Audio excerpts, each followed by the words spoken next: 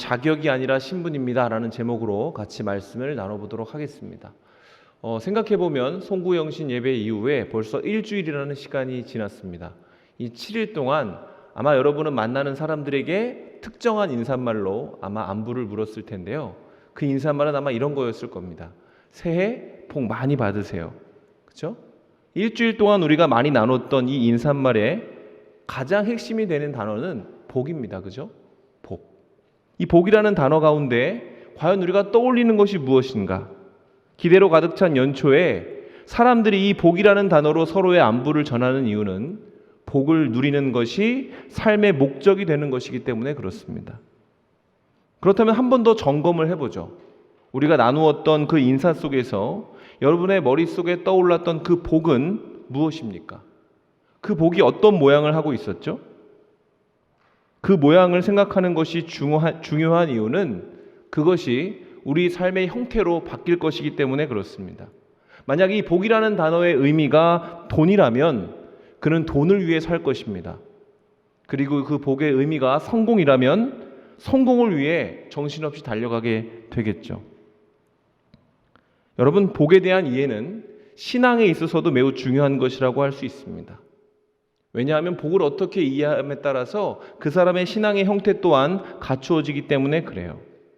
그리고 무엇보다 하나님이 우리를 부르신 목적 또한 복이기 때문에 그렇습니다. 창세기 12장 1절로부터 3절에 이런 말씀이 나옵니다. 여호와께서 아브라함에게 이르시되 너는 너희 고향과 친척과 아버지의 집을 떠나 내가 내게 보여줄 땅으로 가라. 내가 너를 큰 민족으로 이루고 내게 복을 주어 내 이름을 창대하게 하리니 너는 복이 될지라. 너를 축복하는 자에게는 내가 복을 내리고 너를 저주하는 자에게는 내가 저주하리니 땅의 모든 족속이 너로 말미암아 복을 얻을 것이라 하신지라. 여러분이 잘 알고 있는 이 말씀은 하나님이 75세의 아브라함을 부르실 때에 그에게 선포하신 말씀이죠. 이 아브라함이 이 말씀을 듣고 자기가 오랫동안 살았던 본토 친척 아비의 집을 떠날 수 있었던 이유는 다른 것이 아니라 하나님이 그에게 복을 약속해 주셨기 때문이었습니다. 여기서 흥미로운 것은 하나님이 아브라함에게 약속한 것이 내가 내게 어떤 복을 주겠다라고 하시는 것이 아니라 내가 너로 하여금 너 자체가 복이 되겠다라고 말씀하셨다는 점인데요. 여러분, 이 부분을 통해서 우리가 알 수 있는 것은 성경이 말하는 복이란 소유의 개념이 아니라 삶의 형태라는 것을 우리는 발견하게 됩니다. 그리고 성경이 말하는 복, 그 신자가 누리게 될 궁극적인 삶의 형태는 하나님의 주도하심을 경험하는 삶이에요. 하나님이 가라고 하는 곳으로 가고 어떤 상황에서도 하나님께 기대를 품을 수 있는 사람이 되는 것이 신자가 누릴 수 있는 복된 형태의 삶이라는 것입니다. 그렇다면 어떻게 해야 우리가 그렇게 될 수가 있는가? 누가 하나님이 정해준 곳으로 기꺼이 갈 수 있고 누가 하나님의 약속을 의심하지 않고 신뢰하며 복이 임할 때까지 기다릴 수 있을까요? 어떤 사람이 그렇게 살 수 있을까? 답은 하나님을 아는 사람입니다. 신자의 복됨은 하나님에 대한 암과 아주 긴밀하게 연결되어져 있다는 것이죠. 제가 마음을 진심을 담아서 이 시간 여러분을 한 번 더 축복하겠습니다.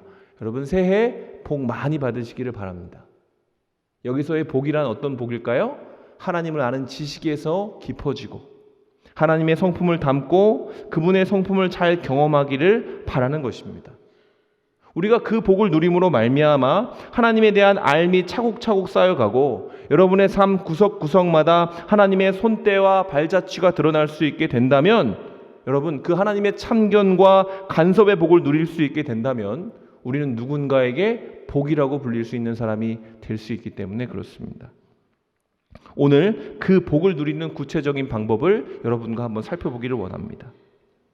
우리가 읽은 본문은 교회 안에서 매우 유명한 본문으로 흔히 팔복설교라고 알려져 있습니다. 근데 이 팔복설교의 구조를 보면 어떠한 사람이 어떠한 복이 있다라는 식으로 구성되어져 있는 것을 발견하게 되죠. 그래서일까요? 어떤 사람들은 이 내용을 보면서 이것이 자격에 대한 것이라고 오해하기도 합니다. 예를 들면 심령이 가난한 자는 복이 있나니 천국이 그들의 것이며 하니까 천국을 소유하기 위해서는, 천국에 가야 되기 위해서는 심령이 가난해져야 하는구나. 그럼 어떻게 해야 내 심령이 가난해지지? 이렇게 생각을 하는 겁니다. 한 개를 더해보면 예를 들어서 마음이 청결한 자가 복이 있나니 하면 어떤 것을 먼저 떠올리냐면 어떻게 해야 내 마음이 청결해질 수 있지? 그 복을 누릴 수 있는 자격을 갖출 수 있게 되지라고 생각하는 겁니다. 그런데 실제로 이 팔복의 설교를 가만히 읽어보면 그 정황을 잘 살펴보면 이것이 복과 관련된 어떤 자격에 대해 얘기하는 것이 아니라는 것을 발견하게 됩니다. 그 이유는 방금 이 말씀을 듣고 있는 이 팔복 설교를 듣고 있는 사람들의 수준 때문에 그렇습니다. 마태복음 4장 16절에 보면 이런 구절이 등장을 하는데 흑암에 있는 백성이 큰 빛을 보았고 사망의 땅과 그늘에 앉은 자들에게 빛이 빛이었다 하였느니라, 이런 말씀이 있어요. 이 말씀은 예수님이 사역을 시작하실 때 그분의 사역을 묘사한 구절입니다. 그러니까 성경은 예수님의 사역이 이 이사야 선지자의 예언이 성취된 것이라고 이야기를 하면서 예수님의 사역을 설명하고 있는 거예요. 근데 이 구절대로 생각해 볼 때, 예수님의 사역은 어떤 형태를 띠고 있습니까? 예수님의 사역은 흑암에 앉은 백성들에게 빛이 비춰진 사건이고 사망의 땅과 그늘에 앉은 자들에게 빛이 찾아온 사건이라고 성경이 얘기하고 있는 겁니다. 그러니까 이사야의 예언에서 흑암에 있는 백성, 사망의 땅과 그늘 아래 앉아있던 사람들이 그 빛을 얻기 위해서 한 것은 아무것도 없어요. 그냥 빛이 임하고 그 빛이 그들을 찾아온 것입니다. 이 강조점을 더 확실하게 하기 위해서 마태복음 4장 23절로 25절은 아주 구체적으로 예수님의 사역을 이렇게 얘기를 합니다. 예수께서 온 갈릴리에 두루 다니사 그들의 회당에 가르치시며 천국 복음을 전파하시며 백성 중에 모든 병과 모든 약한 것을 고치시니 그 소문이 온 수리아에 퍼진지라. 사람들이 모든 앓는 자, 곧 각종 병에 걸려서 고통당하는 자, 귀신 들린 자, 간질하는 자, 중풍병자들을 데리고 오니 그들을 고치시더라. 갈릴리와 데가볼리와 예루살렘과 유대와 요단강 건너편에서 수많은 무리가 따르느니라, 이렇게 되어져 있습니다. 자, 예수님의 사역의 대상은 누구라고요? 앓는 자, 각종 병에 걸려 있는 자, 고통당하는 자, 귀신 들린 자, 아무런 소망이 없는 그런 사람들이었습니다. 바로 이들이 오늘 보면 5장 1절에서 말하고 있는 그 무리예요. 무리. 5장 1절에 무리들이 예수님께 왔다고 하잖아요. 그 무리입니다. 그 무리들이 동일한 사람은 아닐 수 있겠지만 적어도 비슷한 환경 속에서 예수님을 찾았던 사람들이라는 거예요. 그러니까 정리하면 이 팔복 설교를 듣고 있는 사람은 예수님을 지푸라기로 여겼던 사람들입니다. 아무런 방도도 없고 어떠한 소망도 없기 때문에 예수님을 통해서 뭔가 위로를 얻어볼까? 회복을 경험할까라고 생각하면서 그에게 다가왔던 사람들이라는 거죠. 앞으로 어떻게 살아가야 될지 방법을 몰라 눈앞이 캄캄한 사람들, 각종 질병에 시달려서 사는 것이 죽는 것과 다를 바 없는 산송장들, 마음이 다쳐서 삶의 칠흑과 같은 그 깊은 그늘이 두려워진 사람들에게 예수님은 혹시나 하는 마음으로 찾아 나설 수 있는 대상이 되어주신 것이죠. 그리고 사람들이 그런 예수님을 둘러싸고 지금 귀를 기울이고 있는 것입니다. 이렇게 볼 때 우리는 팔복설교의 강조점이 자격이 있지 않구나라는 것을 금방 알 수 있습니다. 팔복설교에서 말한 조건처럼 보이는 것들, 심령이 가난하고 온유하고 마음이 청결하고 화평하고 의에 줄이고 목마른 사람이 되는 것은 여러분 복을 받게 되는 전제 조건이 아니다, 이 말입니다. 그렇다면 왜 예수님은 아무것도 할 수 없는 이들에게 복이라는 주제를 언급하시고 그 복에 대해서 설교하신 것일까요? 그것은 새로운 방법을 제시하고자 그 얘기를 한 거예요. 왜? 사람들은 복이 곧 삶의 목적이기 때문에 그렇습니다.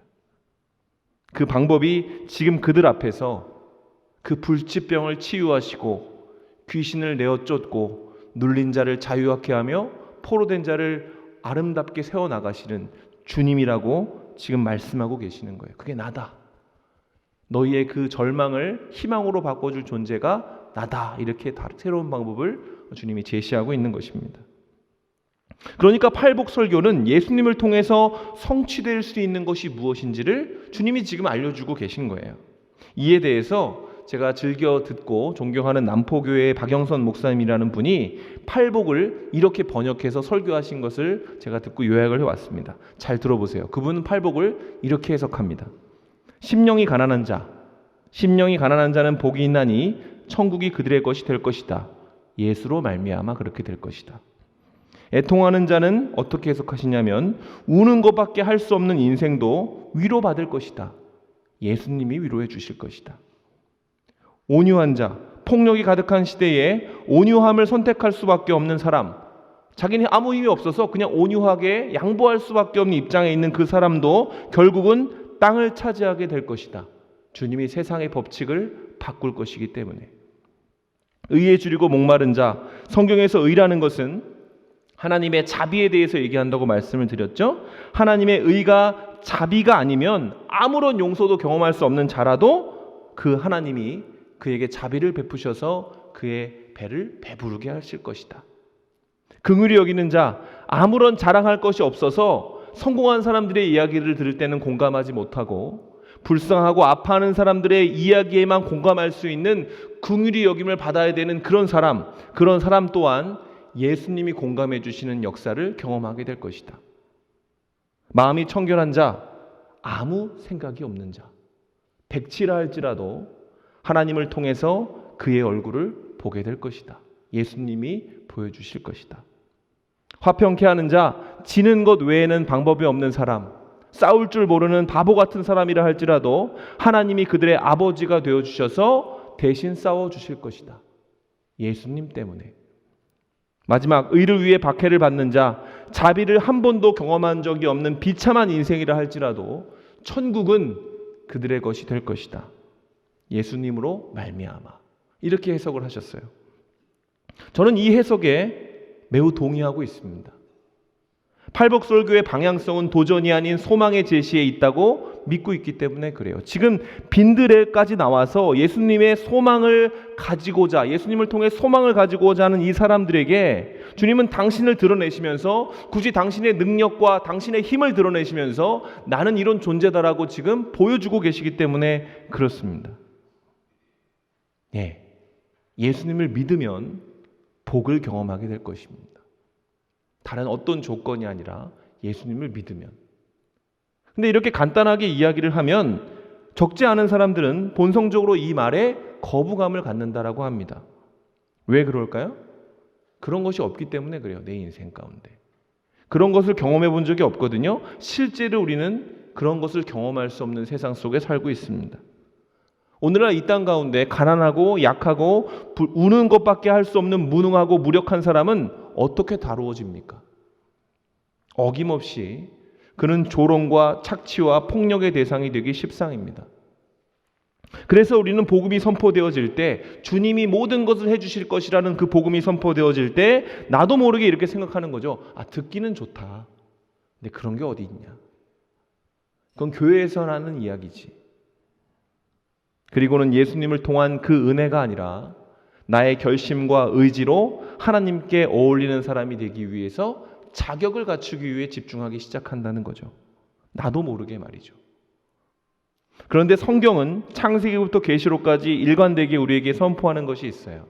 그게 뭐냐면 주님은 우리를 자격이 아니라 자비로 부르셨다라는 겁니다. 우리에게 실력과 능력이 있어서 우리를 당신의 자녀로 삼으시는 것이 아니라 우리에게 그냥 그 신분을 허락하셔서 우리에게 그 은혜를 부어주시기로 작정하신 것이죠. 기독교가 말하는 복음은 무엇입니까? 복음의 내용은 천지를 지으신 하나님이 피조물에 불과한 우리에게 당신의 기쁘신 뜻을 두었다는 것입니다. 거기서 그치지 아니하고 그 뜻을 이루기 위해 우리 속에 거하시며 우리를 위해 열심히 일하시겠다고 하시는 하나님의 약속입니다. 이거를 좀 더 기계적으로 설명하면 아무것도 아쉬운 것이 없는 하나님이 아쉬운 것 투성이인 아무리 부족하고 아무리 생각해도 부족하기만 한 우리 인생 가운데 굳이 책임지시겠다라고 오셨다는 거예요. 하나님 앞에 우리는 어떤 존재입니까? 좀 신랄하게 이야기를 하면 우리는 그를 배신하고 도망친 존재입니다. 하나님이 싫다고 밀어내고 하나님으로부터 벗어나서 독립하겠다고 반란을 일으킨 존재입니다. 그런데 그런 반란의 수괴인 우리들에게 하나님이 다가오셨다. 이것이 복음인 것이죠. 그 다가오심이 진실하고 자비롭고 은혜롭다라고 우리는 믿습니다. 그리고 그 진심을 우리는 무엇을 통해 압니까? 예수님을 통해 아는 것이죠. 그분의 성육신과 십자가와 부활과 재림, 우리에게 끊임없이 다가오시고자 하시는 그 하나님의 열심을 통해서 우리는 믿는 것입니다. 아, 하나님이 진심이시구나. 이 성경에 나와 있는 하나님에 대한 그 하나님의 뜻이 가짜가 아니라 진심이구나, 이렇게 알게 되는 것이죠. 여러분, 우리는 늘 자격을 갖추기 위해 신앙생활할 때가 있죠. 물론 우리가 성숙해지는 것은 매우 중요합니다. 그것이 하나님의 기대이기 때문에 그렇죠. 당신의 기쁘신 뜻을 이루는 사람이 되도록 우리는 성숙해져야 돼요. 다시 말하면 거룩해져야 합니다.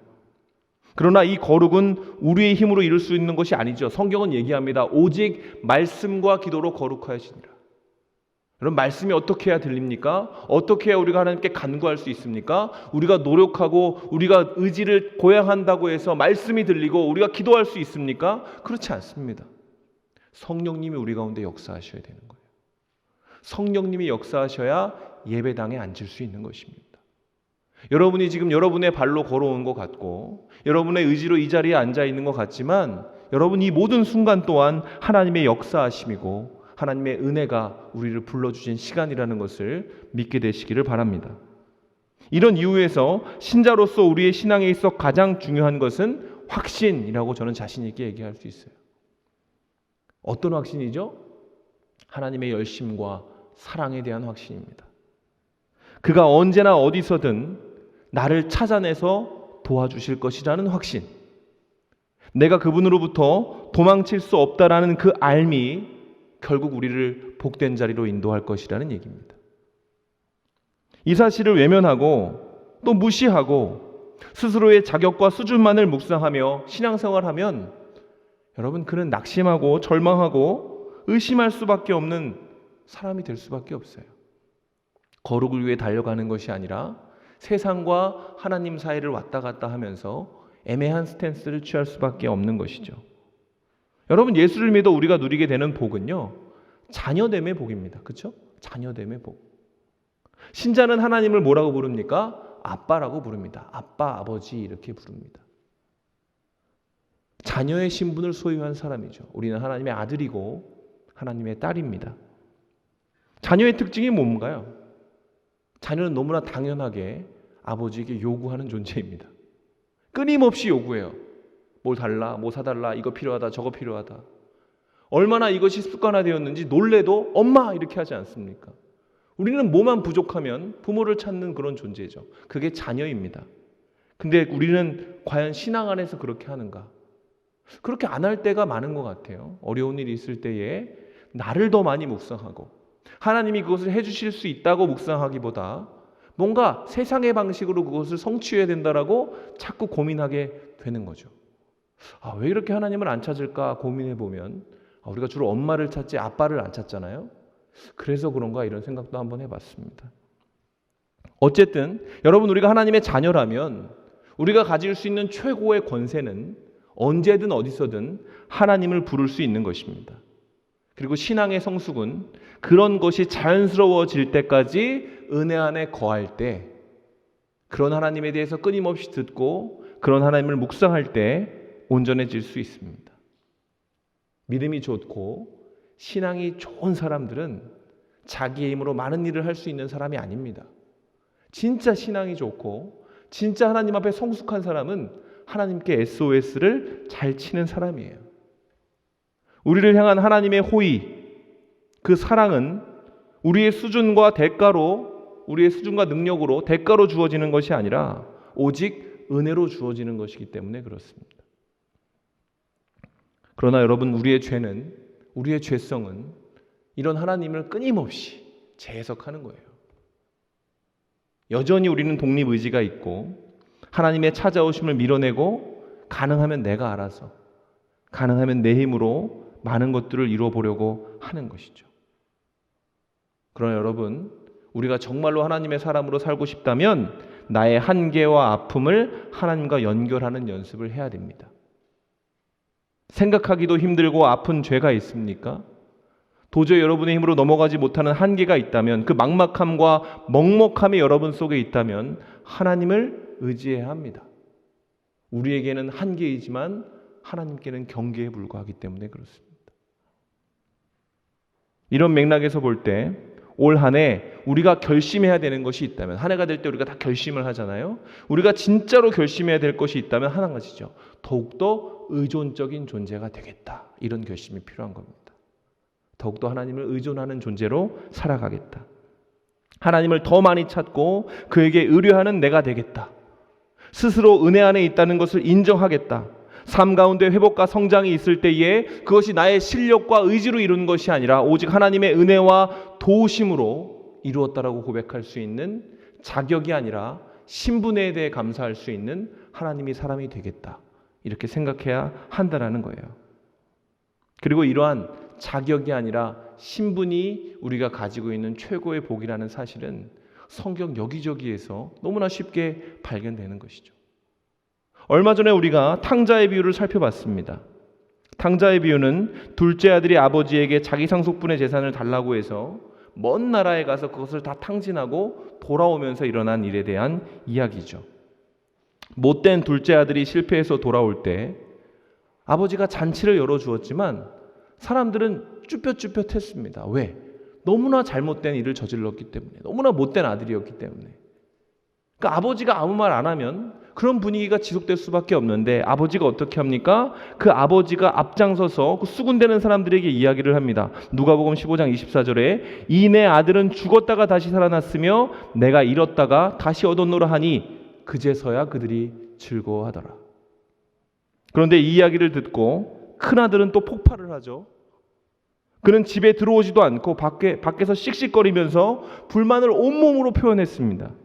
그러니까 어떻게 해요? 아버지가 이 못난 아들, 이 둘째 아들은 못된 아들인데 큰아들은 못난 아들이에요. 그래서 못난 아들을 찾으러 또 바깥까지 나옵니다. 손을 잡고 얘기하는 거야. 들어가자. 우리 같이 즐거워하자. 그러니까 이 큰아들이 뭐라 그러는지 아세요?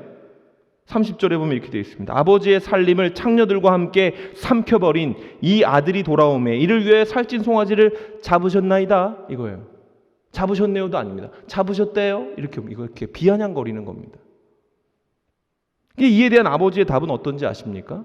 누가복음 15장 31절로 32절 아버지가 이르되 예 너는 항상 나와 함께 있으니 내 것이 다 내 것이로 돼 이 내 동생은 죽었다가 살아났으며 내가 잃었다가 얻었기로 우리가 즐거워하고 기뻐하는 것이 마땅하다 하니라.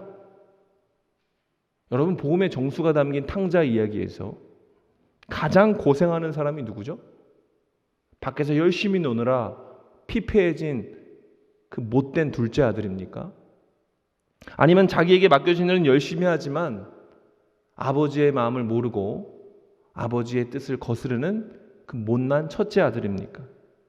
이 탕자의 이야기에서 말하는 가장 고생하는 사람은 아버지입니다. 끊임없이 아들들을 찾아 나서는 아버지. 그리고 끊임없이 변명할 일도 아닌데 변명해주고 설득하고 이끌어내는 아버지의 노력이에요. 그리고 이 아들과 아버지 사이의 가장 큰 특징은 이 아들들은 스스로, 이 못된 둘째 아들은 스스로 자기가 아들이 아니라고 얘기합니다. 난 더 이상 아들임을 감당하지 못하고 종이라 불리기를 원합니다. 이렇게 얘기했죠. 큰아들은 뭐라고 합니까? 당신의 이 아들이 이렇게 얘기합니다. 근데 이 아버지는 뭐라고 하죠? 내 아들이라고 얘기해요. 끊임없이 한 번도 그 단어를 변경하지 않습니다. 무슨 말입니까? 이 못난 아들, 못된 아들들은 자기의 정체성에 대해 자기의 상황과 자기의 실력에 따라 그것을 바꾸어내지만 성실하고 완전하신 그 아버지는 그의 정체성을 한 번도 바꾸어내지 않고 그의 자격이 아니라 신분에 집중하면서 그들을 섬기고 있다는 얘기입니다. 여러분 하나님은 우리에게도 지금 그렇게 하고 계신 겁니다. 우리에게도 매일매일 그렇게 하고 계신 거예요. 우리가 못된 마음을 먹고 하나님을 떠나 내게 주어진 것들을 탕진하며 살아갈 때 여러분 그래도 하나님은 우리의 정체성을 뺏어가지 않으십니다.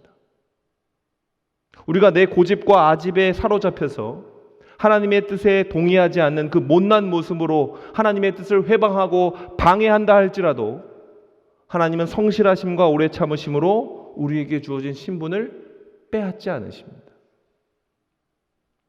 우리 하나님은 그 열심으로 우리의 신분을 지켜주시는 거예요. 우리의 문제를 당신의 일로 여기시고 지금도 뛰고 이리저리 고민하고 계시는 것이 바로 우리가 믿는, 우리가 따라가는 그 하나님이라는 것이죠. 그리고 그 열심 때문에 우리의 무능과 무지, 완악함과 패역함은 결코 우리 안에 역사할 수 없고 우리를 향한 그분의 뜻이 이루어지게 된다. 성경이 그렇게 말하고 있습니다. 이것이 우리가 믿어야 되는 신앙의 내용인 것이에요. 에베소서 1장 3절로부터 6절은 이렇게 우리의 끝에 대해서 이야기를 합니다. 찬송하리로다 하나님 곧 우리 주 예수 그리스도의 아버지께서 그리스도 안에서 하늘에 속한 모든 신령한 복을 우리에게 주시되 곧 창세전에 그리스도 안에서 우리를 택하사 우리로 사랑 안에서 그 앞에 거룩하고 흠이 없게 하시려고 그의 기쁘신 뜻대로 우리를 예정하사 예수 그리스도로 말미암아 자기의 아들들이 되게 하셨으니 이는 그가 사랑하는 자 안에서 우리에게 거저 주시는 바 그의 은혜의 영광을 찬송하게 하려는 것이라. 이 말씀에는 하나님이 우리의 삶 가운데 이루실 궁극적인 그 목표와 더불어 그 목표를 이뤄내시는 방법이 나와 있죠. 여러분 보이십니까? 이 본문 다시 한번 띄워주시겠어요? 앞선 말씀 한 번에 나오진 않지만 이 본문의 내용을 잘 보면 어떻게 되어져 있냐면 우리가 하나님이 원하시는 그 모습이 될 수 있는 방법은 동일합니다. 그리스도가 기본값으로 설정되어져 있어요. 그리스도 안에서, 사랑 안에서, 그리스도로 말미암아 그가 사랑하는 자 안에서. 무슨 얘기입니까? 하나님이 우리에게 주신 그 뜻을 이루는 방법은 그리스도 예수 외에는 없다는 얘기입니다. 우리가 어떤 존재가 되는 게 중요한 게 아닙니다. 우리를 자녀되게 하신 그 예수님의 그 보혈과 그분의 십자가와 그분의 공로를 인정하고 예수님을 절대적으로 의존하는 마음으로 우리의 연약함과 한계를 주님 앞에 내어놓아야만 우리가 하나님의 뜻을 이뤄내는 복이 될 수 있다는 얘기입니다. 그리고 이 사실을 굳게 믿고 그 예수 그리스도의 존재가 나의 신앙이 된다면 여러분 그 의미는 단순히 예수님이 나를 위해 죽으셨다는 하나의 사건으로 국한되지 않습니다. 주님이 나를 위해 죽으셨으니 나는 보답하며 살겠다. 이 정도가 아닙니다. 훨씬 큰 존재가 우리는 될 수 있는 거예요. 그분을 믿음으로 이 땅에 사라진 하나님의 형상을 만들어내고 그 하나님을 전하고 고백하는 위대한 삶을 살게 되는 것이죠. 바울은 이렇게 이 얘기를 열광적으로 소리쳤습니다. 그런즉 이 일에 대하여 우리가 무슨 말을 하리요? 만일 하나님이 우리를 위하시면 누가 우리를 대적하리요? 자기 아들을 아끼지 아니하시고 우리 모든 사람을 위하여 내주시니가 어찌 그 아들과 함께 모든 것을 우리에게 주시지 않겠느냐. 말씀을 마무리하겠습니다. 우리가 한 해를 바라보면서 많은 복을 꿈꿉니다. 이 팔복설교에 나온 그 복들은 어쩌면 우리가 간절히 바라고 원하는 그 복일 수 있습니다. 그러나 여러분 우리는 분명히 알고 우리의 신앙 가운데 어떤 복을 추구해야 하는지를 깨달아야 해요. 여러분 복은 하나님입니다. 우리에게 허락되어진 진정하고 궁극적인 복은 예수님 때문에 예수님 덕분에 예수로 말미암아 살아갈 수 있는 신분을 소유하게 된 겁니다. 우리의 자격이 부족하다 할지라도 우리를 인정해 주실 그 하나님을 의지해서 하루하루 살게 된다면 어쩌면 2024년 한 해는 우리가 하나님과 함께했던 가장 아름다운 시절로 기억되게 될 것입니다. 여러분의 한 해가 이 아름다운 복음으로 가득 채워지기를 주님의 이름으로 축원합니다.